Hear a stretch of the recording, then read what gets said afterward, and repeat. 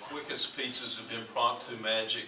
Kay has noticed that this being among magicians is at a normal meeting of magicians is just ask if anybody has a deck of cards, please pull them out. You'll see 20 decks of cards pulled out at one time.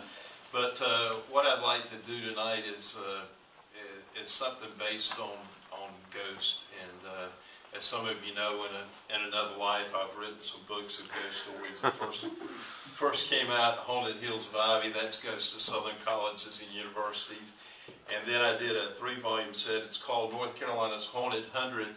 It's a book of ghost stories about the North Carolina coast, the North Carolina Piedmont, North Carolina mountains, one for all 100 counties in North Carolina, the first and only time that's been done. And then October a year ago, Spirits of 76 came out, Ghost Stories of the American Revolution.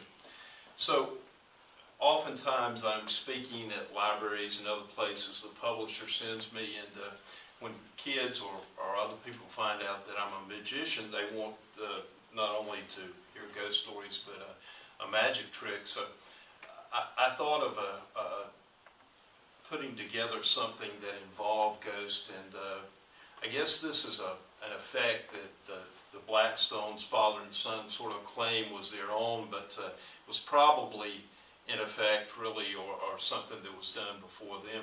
But you can't call it the invisible deck simply because there is a well-known marketed trick called the invisible deck. But I call this the ghost deck. So everybody, whether you actually have a physical deck of cards, you have a ghost deck of cards. So everybody pull out your ghost deck of cards and start shuffling them, please. Start shuffling your ghost deck. Jim, if you'll shuffle your ghost deck and everything. Okay? All right. Mike, you dropped your ace of spades back there. No, yeah. that was an ace. And Greg left his jokers in. All right. All right, Jim, you did some good shuffling. So come on up. He's been practicing. Yeah, come on up. What I want to do is try to. I want you to keep your ghost deck, and I want you to pick one card. Don't let me see it out of that, and keep that card in your mind.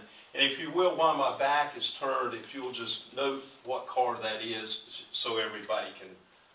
Well, let me get you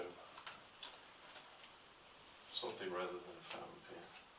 Okay. All right. If you'll note that card, so everybody can see it, and then close the cover so I don't. If you'll show that to everyone, tell me when you're finished. Okay. All right. And Jim, if you need, we're going to do a little bit of math here, so if you need to use the book or whatever, just use the last page so I don't do. What I need for you to do and visualize that card in your mind, and if it's a king, we're going to do 13, if it's a queen, 12, if it's a jack, 11, and ace is 1. All right, the value of that card, multiply it by 10. All right, you got that? All right. Now add to that, if you will, just the magician's lucky number, add to that, if you will, 13, okay? And now if your card was a heart, or no, let's do this. If your card was a club, add 1. If your card is a heart, add 2. If it's a spade, add 3. If it's a diamond, add 4, okay? Now, if you will give me the total, that you've got there, Jim. All right, 45. 45. 45. I believe out of your ghost deck, the card that you have selected is a heart. Is that right? That's correct. All right. Was it the 3 of hearts? That's exactly all right. right. Okay, that's the ghost deck.